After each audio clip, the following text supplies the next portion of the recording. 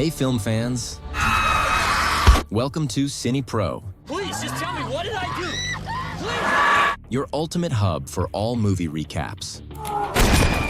From heartwarming classics to the latest blockbusters, a man wakes up in complete darkness, disoriented and confused. His head throbs, and he has no idea who he is or how he ended up here. As he stretches and cracks his joints, he searches his pockets and finds two things: a lighter and a set of keys. Flicking the lighter on, he notices a nasty wound on his arm, though he has no memory of how he got it. When he looks around, the faint light from the flame reveals a horrifying sight: hundreds of dead bodies scattered around him. The overwhelming stench and sheer terror make him vomit. Suddenly, lightning flashes, briefly lighting up the pit, and he spots a pair of brown eyes staring at him from above. Before he can call out, the woman disappears into the darkness. Panicking, he yells for help, his voice echoing in the eerie silence. As he stumbles toward the edge of the pit, his foot hits something. He looks down to find a gun. Just then, Brown Eyes reappears above and throws down a long rope. Without hesitation, he grabs it and climbs out as quickly as his shaky arms allow. Once out of the pit, he takes a moment to catch his breath before searching the surrounding area. In the distance, he spots a house with its lights on. Desperate for answers, he makes his way to the house and hears muffled voices coming from inside. The people are arguing, debating whether they should help him or keep their distance. They suspect he might be dangerous. Unable to wait any longer, the man bursts into the house, gun drawn. Inside, he's met with Lucas, who raises a shotgun in defense. The air is thick with tension as they accuse each other of being the killer. The man, still confused and frustrated, insists he doesn't remember anything and mentions Brown Eyes as the one who helped him out of the pit. He demands to know why she did it. Before the argument can escalate, Nathan collapses to the floor, writhing and screaming in pain. Sharon rushes to his side, offering water and calming him down. The man finally asks who these people are, looking for some clarity. Sharon explains that none of them remembers much either. They only know their names because of IDs they found on themselves. Michael drops the IDs on the table for the man to see, but there's no ID for him or for Brown Eyes. The group explains that they've been searching for answers too.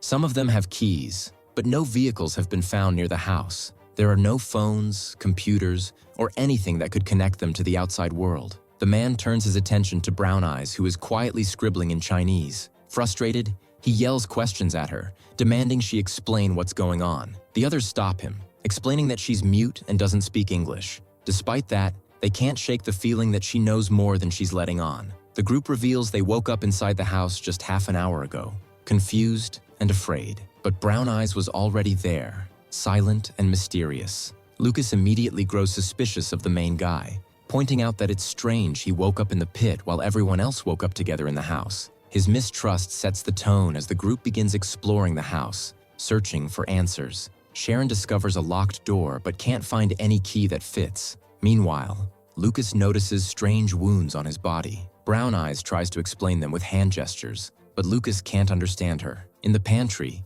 the nameless man finds a calendar with April 18th circled. Intrigued, he brings Brown Eyes over and asks if she marked it. She nods, but once again, her gestures fail to convey the full meaning. Michael calls everyone over, having discovered a closet full of weapons. He expertly loads a gun, prompting Nathan to guess he might be a cop. Michael suggests they all arm themselves and head outside to investigate, but Lucas persuades the group it's safer to wait until morning. Later, the main guy tends to his wound, and for a brief moment, has a memory flash, himself doing something violent. He brushes it off, finishes showering, and steps out only to hear the others shouting that Brown Eyes has run off. Lucas, Sharon, and the main guy venture into the woods to search for her. As they navigate the dense forest, Sharon remarks on how bright the stars are, suggesting they're far from any city. As they continue walking, the main guy experiences another unsettling memory, a fleeting image of himself dragging a body with a seahorse tattoo. He keeps the vision to himself. The trio follows a terrible smell and soon finds a dead man tied to a tree, his body wrapped with ropes and wires. The gruesome discovery leaves them shaken. Back at the house, Nathan stumbles upon books in Latin and, to his surprise, realizes he can read them fluently. The books seem to be medical and biological reference texts. He also finds a book in French, which he understands just as easily. Michael speculates that this might be Nathan's house, especially since his body instinctively knows how to handle weapons. In the forest, the group eventually finds an old shack. Inside, they they discover Brown Eyes feeding a woman who's tied up. The scene takes a dark turn when the woman sees the main guy. At first, she cowers and accuses him, saying, "You used me." Her fear quickly shifts to rage, and she lunges at him, screaming about a daughter. The man instinctively knocks her out with his weapon, leaving the group rattled. Lucas notices a camera mounted in the shack's ceiling, its light blinking, indicating they're being watched. Back at the house, the main guy obsessively tries to open the locked door with his keys, but none work. Nathan approaches and begins speaking to him in Latin.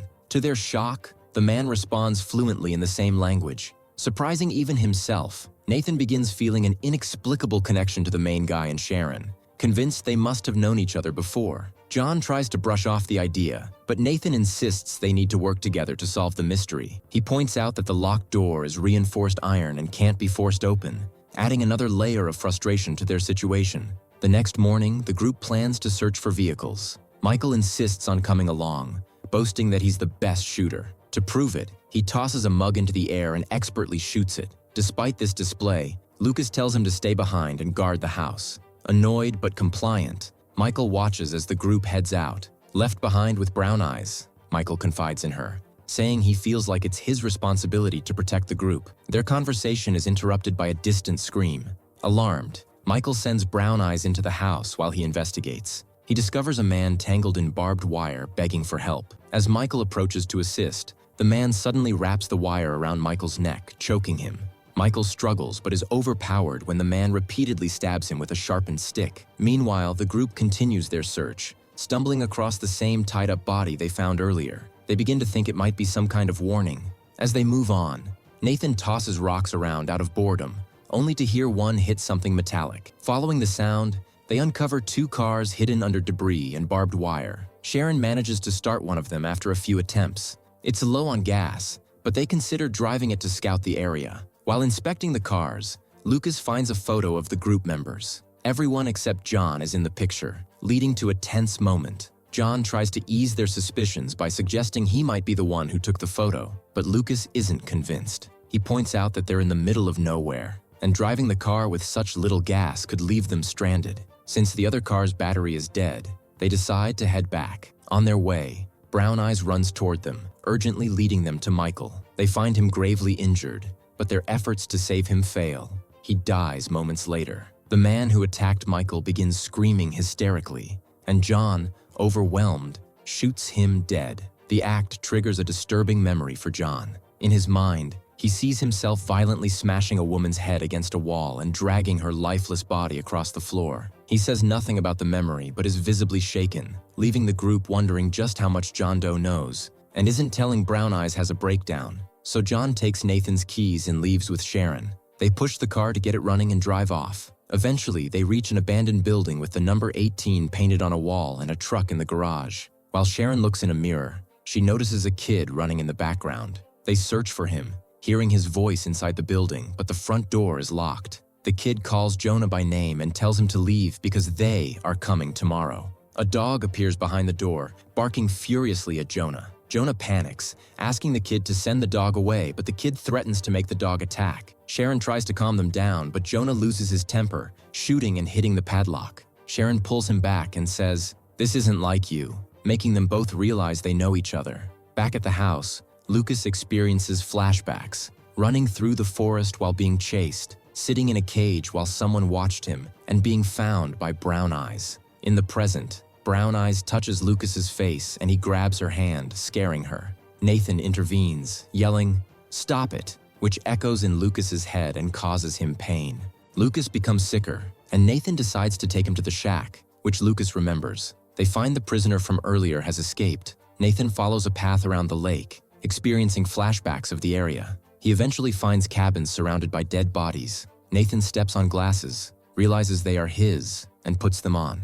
This triggers a memory of arguing with Sharon and Jonah about mistreating people. Inside the cabins, he finds empty cages and hears crying. He discovers the escaped prisoner Helen, holding her dead daughter inside a cage. Nathan remembers her name and apologizes, saying they were trying to help. Helen, furious, tries to attack him. Nathan locks the cabin door and steps outside, noticing zombie-like people approaching. He readies his gun. Meanwhile, Brown Eyes returns to the house and avoids Lucas by hiding behind the iron door. Lucas bangs on it, claiming he remembers her, but she doesn't open it. Frustrated, Lucas gives up and heads outside, finding a door to the basement. There, he discovers a lab filled with medical supplies and a laptop. He sees a video of Jonah experimenting on him. Jonah talks about a blood transfusion from Brown Eyes to Lucas, calling it Day 96. Jonah is frustrated when the transfusion only causes temporary results, and the video shows Lucas waking up, screaming in pain from extreme headaches. On the road, Jonah and Sharon encounter a fallen tree blocking their path. As they investigate, they find people cutting down trees nearby. Jonah tries talking to them, but the group screams and chases them with weapons. Sharon trips, but Jonah helps her up, and they run back to the car. The car won't start, so Jonah pushes it as the attackers close in. Suddenly, the group stops, frightened by two bodies hanging from the trees. Jonah realizes the bodies were placed as scarecrows to scare people away. Jonah and Sharon return to the house, only to find Lucas waiting for them, weapon in hand. Lucas accuses Jonah of hiding the truth, telling Sharon about the experiments and showing her the video he found. Sharon checks her arm and finds needle marks similar to Lucas's. Jonah admits he's started remembering bad things he's done, but before he can explain further, Lucas knocks him out with his gun. When Jonah wakes up, Lucas is dragging him toward the pit. Lucas fires a shot near Jonah, forcing him to stumble and fall among the bodies. Jonah notices the seahorse tattoo on one of them, and suddenly recalls hitting the woman and hearing Nathan tell him to handle it himself. Other flashbacks flood in, Sharon, Michael, and Nathan scared of him, and Sharon asking if he'd gotten blood in his mouth. Meanwhile, in the house, Lucas grows more unstable. He struggles to remember names and becomes aggressive, grabbing Brown Eyes inappropriately. When Sharon tries to intervene, Lucas shoves her to the ground. Brown Eyes escapes toward the reinforced door but doesn't manage to lock it in time. Lucas chases her, and when she fights back, kicking him down, he recovers and pins her. Crawling on top of her, he forces a kiss. Sharon fires a warning shot, causing Lucas to leap out of a window and flee. Shaken, Sharon goes to the lab and discovers detailed notes on the experiments, triggering her own memories. At the same time, Brown Eyes helps Jonah out of the pit using a rope. She draws the number 18 on the ground and points toward the abandoned building. Jonah realizes time is running out and tells her to stay at the house while he investigates. At the building, Jonah finds tents, a cage with blankets, and a box that sparks another memory. He recalls handing the box to someone, saying it was their last chance. Inside a second box, he discovers a map, and another flashback shows him marking a route on the map and telling someone to follow it. As Jonah searches further, he encounters two zombie-like people. One of them roars, startling him into dropping his keys, which the zombie swallows. When she attacks, Jonah shoots her, retrieves his keys, and follows the map. He eventually finds the kid from earlier with his family, who are preparing to leave in their car. An armed old woman recognizes Jonah and accuses him of hurting them all. She warns him to stay away before they drive off. Jonah notices a sick teenager thrashing in the back seat as they leave. Nearby, Jonah finds the box from his flashback, which contains vials. A memory hits him, cutting into a brain and telling someone the army would be waiting. He stumbles upon the crashed car from his memory and finds the driver dead inside. Searching the vehicle, he discovers a map similar to his own and a document with his name and a photo of him and Sharon, confirming they were a couple. Suddenly, a car speeds toward him. Jonah jumps out of the way just in time.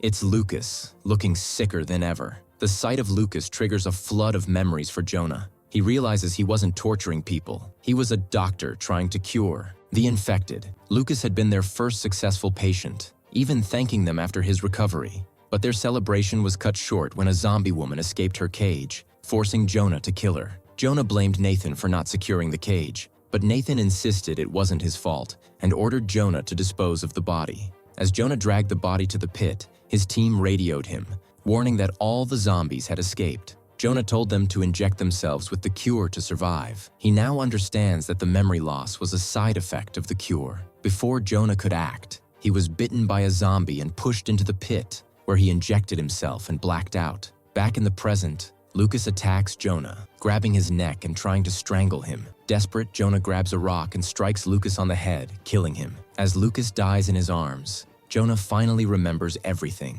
including his team's desperate fight for survival and the tragic cost of their efforts to stop the infection. Nathan returns to the house and embraces Sharon as they realize they're siblings. Their reunion is cut short when two zombies appear at the door, breaking the glass and trying to grab Nathan.